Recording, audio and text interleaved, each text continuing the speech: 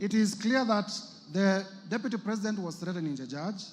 It is clear that this is intimidation and an attack on the independence of the judiciary. Mr. Speaker, the Deputy President is a president in waiting. And if he cannot, he's a president in waiting. And if he cannot protect and uphold the independence of the judiciary, that becomes a dangerous man. And he must be impeached for that particular reason.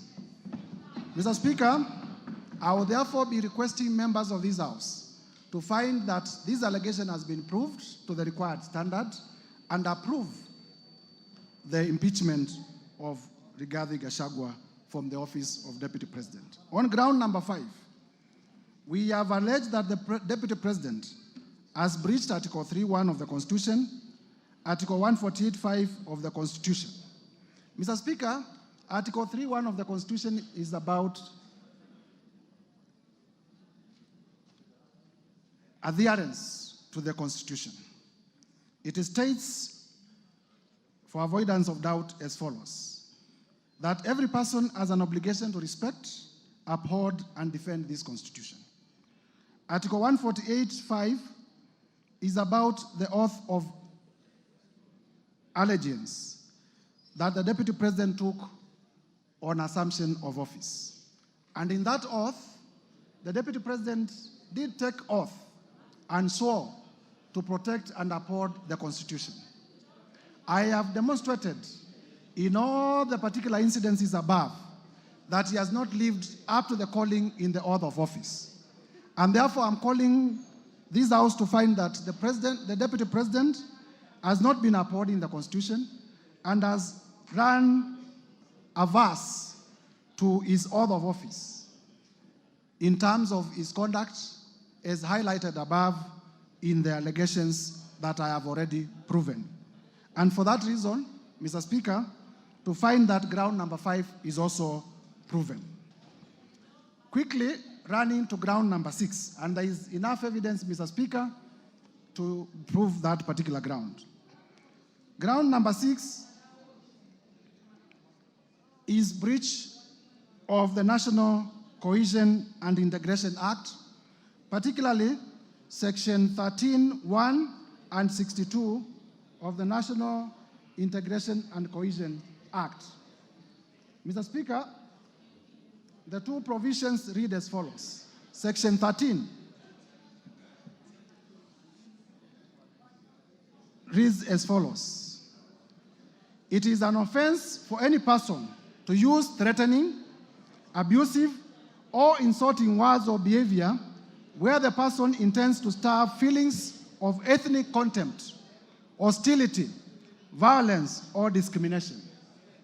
Section 62, on the other side, provides as follows: that a person commits an offense when the person makes statements that are intended or are likely to stir up feelings of ethnic contempt, hatred, hostility, violence, or discrimination.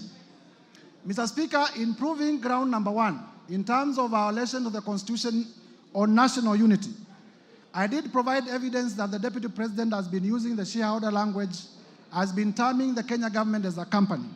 And as much as those words offend the Constitution, similarly, they offend the National Cohesion and Integration Act. And by the same evidence, I invite members to find that the Deputy President has breached those provisions of the law. Mr. Speaker, turning now to ground number 7. Ground number 7, and this is important for members to know, is that serious reasons to believe that His Excellency Rigathi Gachagua, the ground is about serious reasons to believe. So all you need is to believe. All you need is to believe that he has committed crimes. All you need in law is to believe that Rigathi Gachagua has committed crimes. That is the threshold. If in your mind you believe that Rigathi Gachagua, by the narration that I'm going to give, has committed crimes, then you vote in the affirmative. Serious reasons to believe that Rigathi Gachagua has committed crimes under sections 45, 1A, 46 of the Anti-Corruption and Economic Crimes Act, and Sections 2, 3, 4, 7 of the Proceeds of Crime and Money Laundering Act. And Mr. Speaker, our allegation here is that the Deputy President, in the last 2 years, has amassed wealth that during the short period that I was able to do research, totals to about 5.2 billion, which is inconsistent with his known sources of income and with his last declaration of income. Mr. Speaker, it will be remembered that during the presidential debate, the Deputy President did declare that he was worth 800 million. It is also known by virtue of the gazettements by the Salaries and Remuneration Commission that he earns $1 million or thereabout per month, and therefore he needs to show where he got the money to amass these properties. The import of my allegation is twofold. Number one, there is what we call unexplained assets under the Anti-Corruption and Economic Crimes Act. And number two, there is money laundering. Mr. Speaker, in my motion, I have listed a total of 22 companies that I believe the Deputy President has been using, number one, to amass, to award himself through conflict of interest, businesses in his office and in government. And number two, to purchase properties using unexplained sources of income. Mr. Speaker, it will be remembered that yesterday during the televised interview, the Deputy President went through all the companies and they did not deny that either of them belongs to him. All he did was to say that he registered some of them before he became Deputy President. I am not interested in the time that the companies were registered. I am interested in what the companies have done in the last 2 years. And I will demonstrate that these companies have actually done economic crimes against the people of Kenya. Mr. Speaker, I have also listed properties. I have listed a number of properties that the Deputy President has purchased within the 2 years that he has been in office. I have listed Treetops Hotel in Nyeri. I have listed Olive Gardens Hotel. I have listed Queensgate Serviced Apartments. I have listed Wamunyoro Investments land in Embakasi. I have listed the Aberdare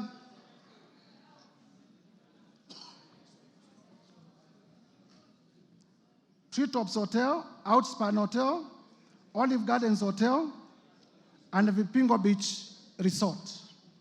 Mr. Speaker, you will be told by the defense that some of the properties that I've listed do not belong to RIGATHI Gachagua, but they belong to the estate of Nderitu Gachagua. Mr. Speaker, as you listen, please know that this man is not fond of telling the truth. And I will prove to you, and I want you to listen to me very carefully, that Mr. RIGATHI Gachagua, it is true that he was one of the administrators of the estate of his late brother. It is easy to hide under the dead because the dead cannot come to give evidence. But also, there are documents. I have with me the joint will executor's report on the status of the estate of Nderitu Gachagua as at 27th June 2024. This is a valid document that is part of our bundle of documents, and that also I have seen is part of the documents that came through public participation. And in this document, what the Deputy President has not told Kenyans, and listen to me, because the Deputy President actually committed another crime yesterday, misleading Kenyans.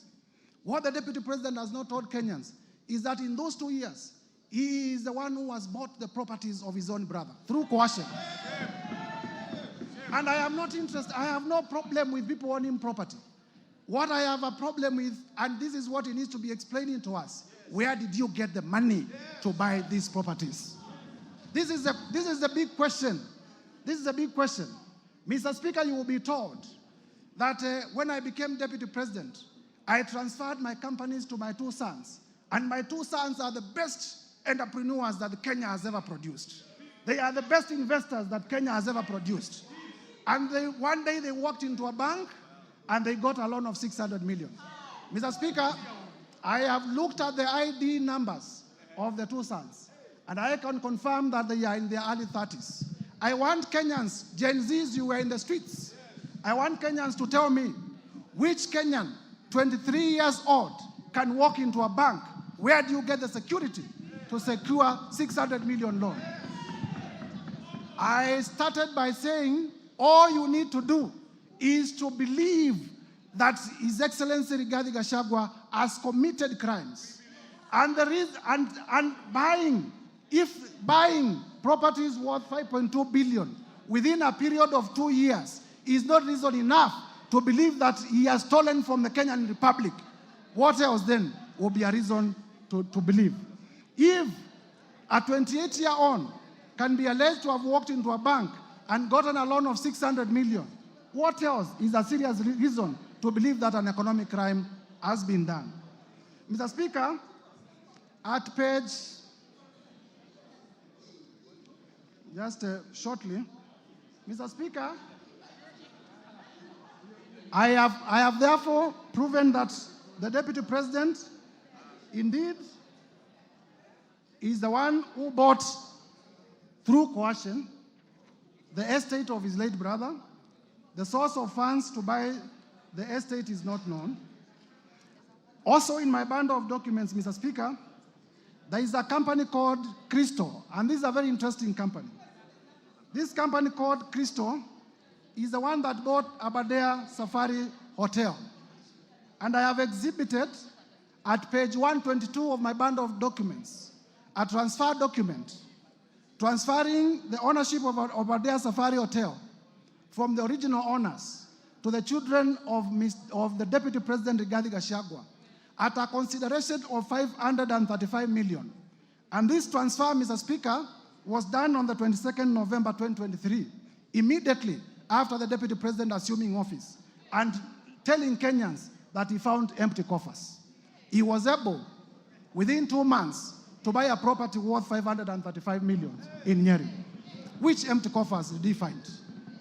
The other day, I have exhibited at page 118 the CR12 of the new company, which shows that his two sons are the directors.